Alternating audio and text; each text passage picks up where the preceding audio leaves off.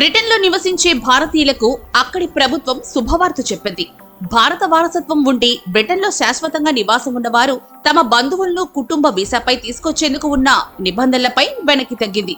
ఈ వీసా వార్షికాదాయ పరిమితిని పెంచుతూ గతంలో రిషి సునాక్ ప్రభుత్వం తీసుకున్న నిర్ణయాన్ని కొత్తగా ఏర్పడిన కీర్ స్టార్మర్ ప్రభుత్వం వెనక్కి తీసుకుంది.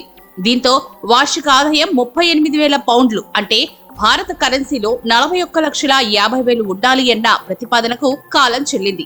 లేబర్ పార్టీ ప్రభుత్వ నిర్ణయంతో అక్కడ నివసిస్తున్న వేలాది మంది భారతీయులకు ఉపశమనం కలగనుంది.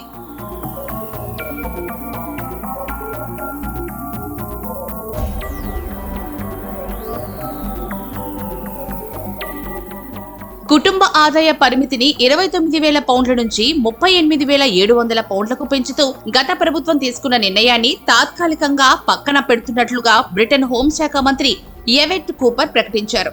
2025 నుంచి అమల్లోకి రానున్న ఈ విధానాన్ని వలసవాద సలహా కమిటీతో సమీక్షించాలని నిర్ణయించినట్లు వెల్లడించారు. అంతవరకు ప్రస్తుతం ఉన్న కుటుంబ ఆదాయ పరిమితి 29,000 పౌండ్లనే కొనసాగిస్తామని చెప్పారు. వలసలకు సంబంధించి తమ ప్రభుత్వం కొత్త విధానాన్ని ఫాలో అవుతుందని తెలిపిన కూపర్ విదేశీయులను నియమించుకునే ముందు స్థానిక శ్రామిక శక్తికి నైపుణ్యాలను మెరుగుపరచడంపై దృష్టి సారిస్తామని పేర్కొన్నారు.